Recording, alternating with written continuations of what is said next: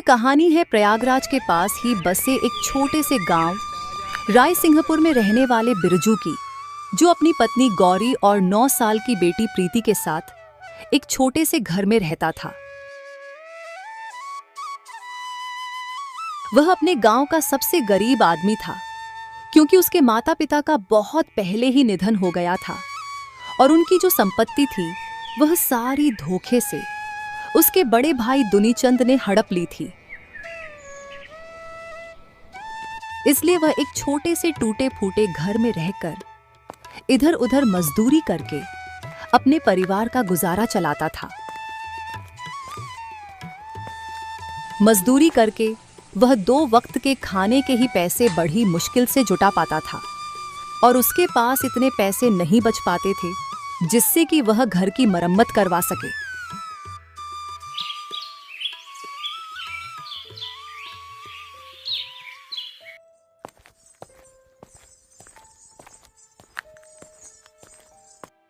अरे ओ फटेहाल, तू फिर पानी लेने आ गई? कहीं हमारे मटकों को अपवित्र मत कर देना। हमारे जाने के बाद ही पानी भरना, तू समझी ना? बेचारी गौरी उन औरतों के सामने कुछ भी नहीं बोलती है और उनके जाने के बाद पानी भरकर चुपचाप अपने घर की ओर लौट आती है।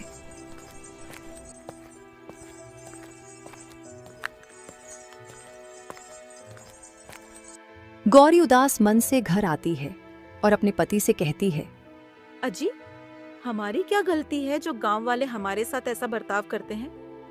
क्या गरीब होना गुनाह है? हमने तो कभी किसी का बुरा नहीं किया। अरे भाग्यवान, तुम क्यों फिक्र करती हो? मैं हूं ना, सब ठीक कर दूंगा। तुम देखना, यही लोग एक दिन हमसे मिलने को तरसेंगे। वक्त बदलने में देर नहीं लगती। बिरजू ना सिर्फ मेहनती था बल्कि दिल का भी बहुत अच्छा था। वह हमेशा दूसरों का भला सोचा करता था। लाओ भाग्यवान, अब खाना लगा दो, बहुत जोरों से भूख लगी है, फिर काम पर भी तो जाना है। ठीक है जी, आप हाथ मुंह धो लीजिए, मैं अभी खाना लगा देती हूँ।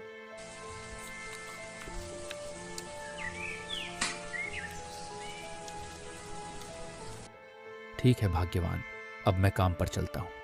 तुम अपना और बेटी का ध्यान रखना। ठीक है जी, आप भी अपना ध्यान रखिएगा और समय पर घर आ जाना। इतना कहकर बिरजू काम के लिए चला जाता है।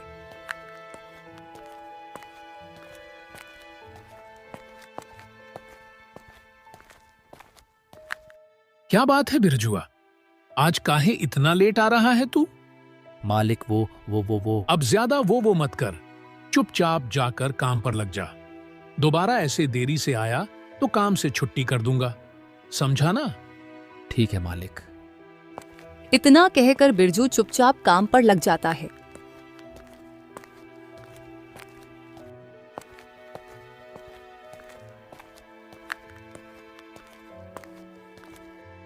मालिक, आज कुछ पैसे एडवांस दे देना, मुझे बहुत ज्यादा जरूरत है। राशन और घर की मरम्मत करवानी है। अरे बिरजू, मैंने कल ही तुम्हारा खाता संभाला था। तुम्हारी ओर पहले से ही 500 रुपए ज्यादा चल रहे हैं। पहले उनको तो चुकता करो, फिर एडवांस दूंगा। मालिक, आप फिक्र मत करो, मैं दिन रात मेहनत करके आपका जितना भी पैसा बकाया है सब चुका दूंगा। इस बार थोड़ा सा एडवांस और दे दो मालिक। अच्छा, ठीक है बिरजू, लेकिन तुम्हें समय से रोज काम पर आना होगा, ठीक है ना? इतना कहकर ठेकेदार धनपत बिरजू को पैसे दे देता है। आपका बहुत बहुत शुक्रिया मालिक। ठेकेदार से पैसे लेकर बिरजू घर के लिए राशन लेने के लिए निकल पड़ता है।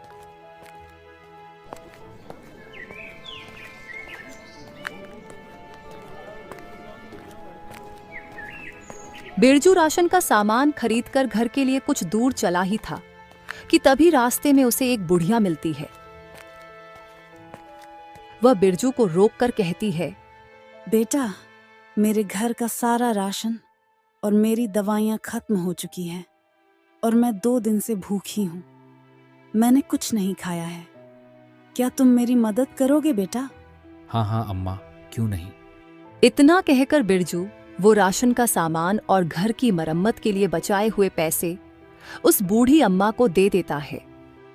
ये लो अम्मा, कुछ पैसे हैं, इनसे आप अपनी दवाइयाँ ले लेना। भगवान तुम्हारा भला करे बेटा। जिंदगी ने ऐसे मोड़ पर ला खड़ा किया है जहां न हिम्मत साथ दे रही है, न हाथों में ताकत बची है। घर में कमाने वाला कोई नहीं और ये बूढ़ा जिस्म अब मेहनत के काबिल नहीं रहा। मजबूरी ऐसी कि पेट की आग बुझाने के लिए हाथ फैलाने पड़ रहे हैं, वरना कौन चाहेगा यूं किसी के सामने हाथ पसारना। अरे अम्मा, ज़रूरतमंदों और असहायों की मदद करना तो हम सबका कर्तव्य है। अच्छा तो ठीक है अम्मा, अब मैं चलता हूँ, अपना ध्यान रखिएगा। इतना कहकर बिरजू अपने घर के लिए चल पड़ता है।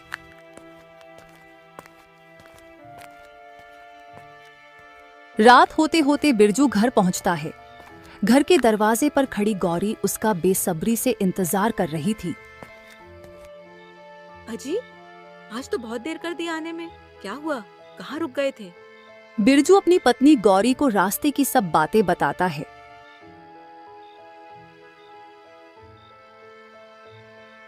प्रीति के बापू, यह तो बहुत पुण्य का काम किया है आपने। हमें जरूरतमंदों की मदद करनी चाहिए।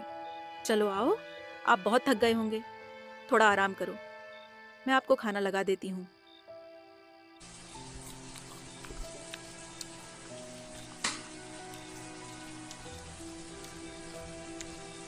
वे सब खाना खाकर सो जाते हैं।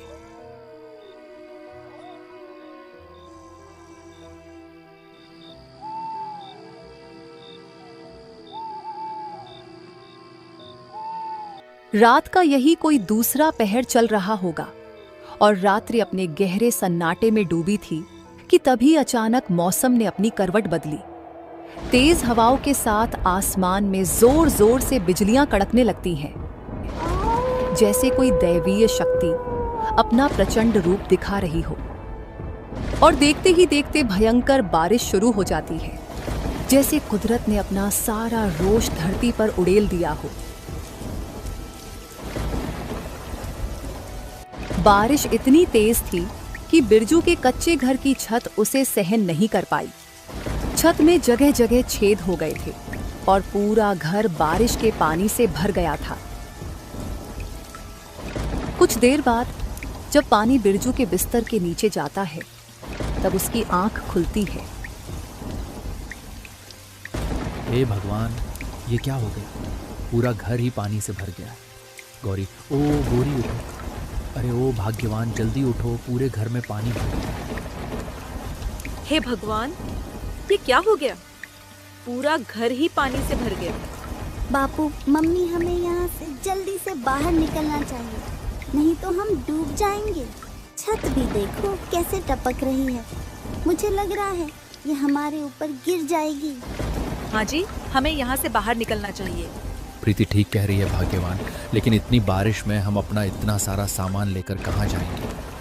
अजी, मैं कह रही थी कि हमारा जो भी जरूरी सामान है उसे किसी बोरी में भरकर आपके बड़े भैया दुनीचंद के यहाँ दे आते हैं। हाँ भाग्यवान, तुम ठीक कह रही हो। चलो सारा सामान किसी बोरी में भरकर दुनीचंद भैया के यहाँ चलते हैं। बारिश बहुत तेज है, मुझे नहीं लगता ये छत अब ज्यादा देर तक टिक पाएगी। वे दोनों अपनी जरूरत का सारा सामान लेकर अपने भाई दुनीचंद के घर की ओर चल पड़ते हैं।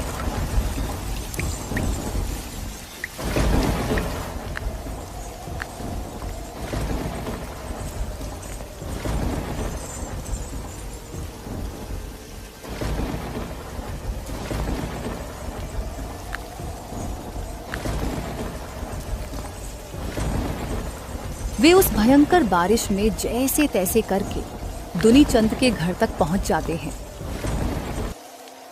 और उसके घर का दरवाजा खटखटाते हैं। दुनीचंद भैया, ओ दुनीचंद भैया, दरवाजा खोलो। अरे बिरजू, तू और इतनी रात में क्यों इतना जोर जोर से दरवाजा बजा रहा है? तोड़कर ही मानेगा क्या? अरे भैया, आपको तो मेरे घर का हाल पता ही है। छत जगह जगह से टूट चुकी है। ज़रूरत का सामान भीग ना जाए इसलिए यह आपके पास रखने आया हूँ, और हो सके तो रात रात हमें अपने घर में ठहर जाने दो। आपकी बड़ी मेहरबानी होगी।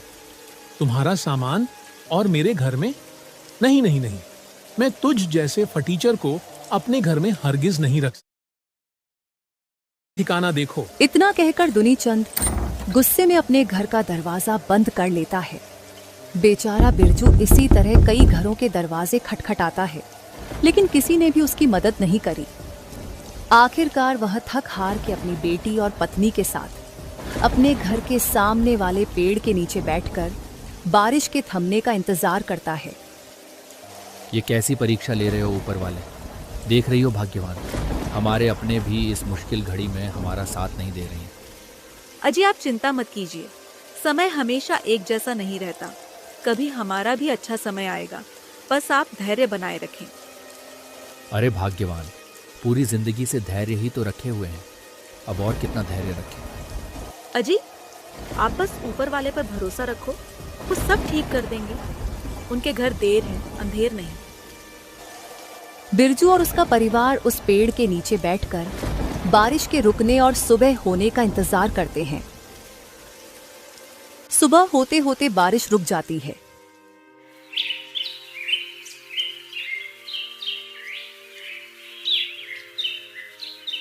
बारिश का पानी कम होते ही वे अपना सामान लेकर घर जाते हैं।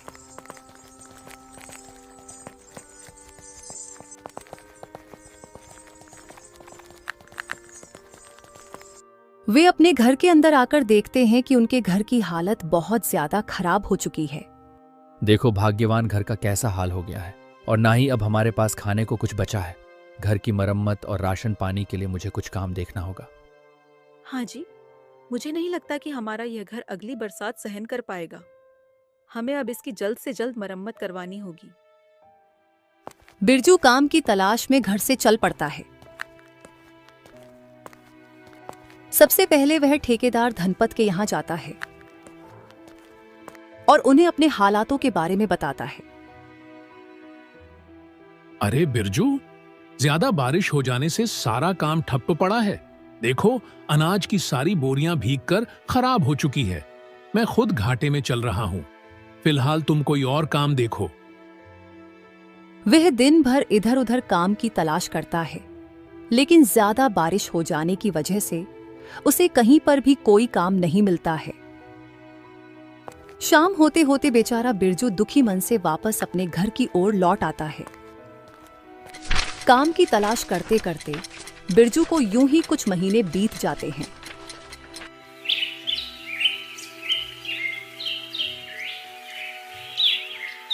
कुछ समय बाद उनके गांव से कुछ ही दूरी पर स्थित प्रयागराज में महाकुंभ का विशाल मेला लगा, जहां लाखों करोड़ों की संख्या में श्रद्धालु गंगा स्नान के लिए आए थे। तभी उनमें से एक श्रद्धालु रास्ता भूलकर अपनी गाड़ी से बिरजू के गांव में आ जाता है। वह गांव में लोगों से कुछ पूछता, उससे पहले ही भयंकर बारिश शुरू हो जाती है। तेज बारिश और रास्ता गीला होने के कारण उस श्रद्धालु की गाड़ी कीचड़ में फंस जाती है। उसने उस गाड़ी को निकालने की बहुत कोशिश की, लेकिन इतनी कोशिशों के बाद भी गाड़ी कीचड़ से निकलने का नाम ही नहीं ले रही थी। अरे धत तेरी की, गाड़ी को भी अभी ही फंसना था क्या? ऊपर से ये इतनी जोरों की बारिश। तभी वहां से कुछ गांव वाले गुजर रहे थे। उसने उनसे मदद मांगी। भाइयों, अरे ओ भाइयों, मेरी मदद करो, मेरी गाड़ी कीचड़ में फंस गई है। नहीं नहीं नहीं नहीं नहीं, बारिश बहुत तेज हो रही है। इतनी बारिश में हम क्या मदद करेंगे भाई? नहीं नहीं नहीं, हमसे तो नहीं होगा। तुम किसी और को देख लो, हम लोग चलते हैं। ऐसा कहकर वे दोनों वहां से चले जाते हैं। वह आदमी आते जाते लोगों को आवाज लगाकर थक जाता है, लेकिन कोई भी उसकी मदद नहीं करता है। तभी काम की तलाश में निराश बिरजू उसी रास्ते से गुजर रहा था। उसने देखा कि एक गाड़ी कीचड़ में फंसी है और एक आदमी मदद के लिए पुकार रहा है। यह देखकर बिरजू उस आदमी के पास जाता और कहता है, क्या हुआ साहब, मैं आपकी गाड़ी निकालने में कुछ मदद कर सकता हूँ क्या? हाँ भाई, मैं कब से मदद के लिए पुकार रहा हूँ, लेकिन कोई तैयार ही नहीं। ऊपर से ये भारी बारिश परेशानी बढ़ा रही है। अच्छा ठीक है साहब, आप गाड़ी में बैठो और मैं पीछे से धक्का लगाता हूँ। बिरजू अपनी पूरी ताकत लगाकर धक्का लगाता है तो वह गाड़ी कीचड़ से निकल जाती है। गाड़ी थोड़ी आगे बढ़ी। बिरजू खड़ा देख रहा था कि तभी अचानक वो गाड़ी रुकती है और वह आदमी उतरकर बिरजू के पास आता है। तुम्हारा बहुत बहुत शुक्रिया भाई। तुम कौन हो भाई? मैं यहाँ पिछले 1 घंटे से लोगों से मदद के लिए चिल्ला रहा हूँ, लेकिन किसी ने मेरी मदद नहीं करी। सिर्फ तुमने ही मदद करी, तब जाकर यह गाड़ी निकल पाई है। अरे भाई साहब, मदद करना तो हम सबका कर्तव्य है। मेरा नाम बिरजू है और मैं इसी गांव का रहने वाला हूँ। वैसे आप कौन हो और यहाँ कैसे फंस गए थे?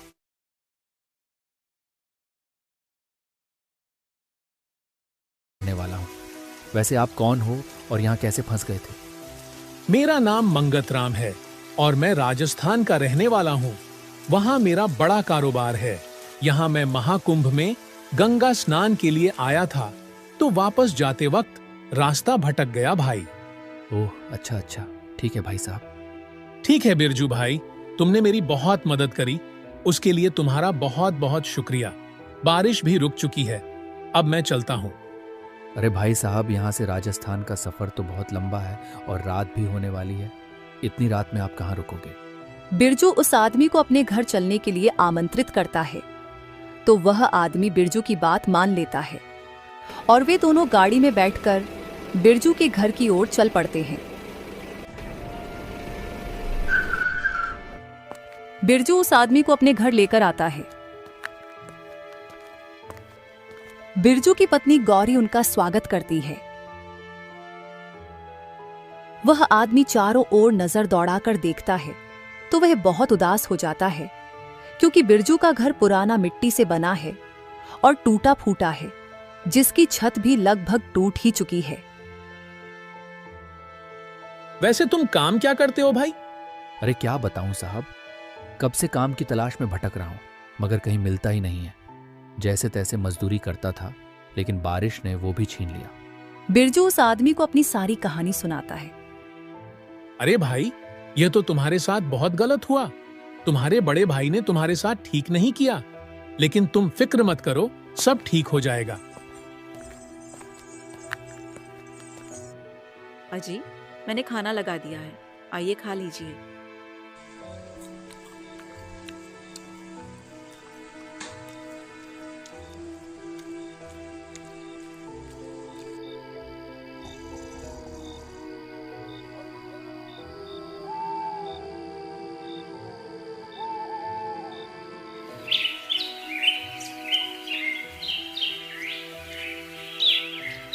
बिरजू भाई, तुमने मेरी इतनी मदद की, इसके लिए दिल से शुक्रिया। अब तुम्हें गरीबी में रहने की जरूरत नहीं। चलो मेरे साथ, मैं तुम्हें अच्छा काम दूंगा। काका, क्या सच में क्या आप मुझे काम देंगे साहब? अरे हाँ बिरजू भाई, मेरे पास शहर में बहुत सारे काम है, और वैसे भी मुझे एक ऐसे आदमी की जरूरत थी जो बहुत मेहनती और ईमानदार हो, जो कि मेरे हिसाब से तुमसे ज्यादा कोई भी नहीं हो सकता। चलो तुम मेरे साथ चलो, मैं तुम्हें अच्छा घर और काम दूंगा। उस आदमी की बात सुनकर बिरजू और उसकी पत्नी बहुत खुश होते हैं। सारा सामान तैयार है ना बिरजू भाई? हाँ भाई साहब, सब कुछ तैयार है। बिरजू और उसकी पत्नी सारा सामान लेकर गाड़ी में बैठ गए। वह आदमी उन्हें लेकर शहर की तरफ चल पड़ता है।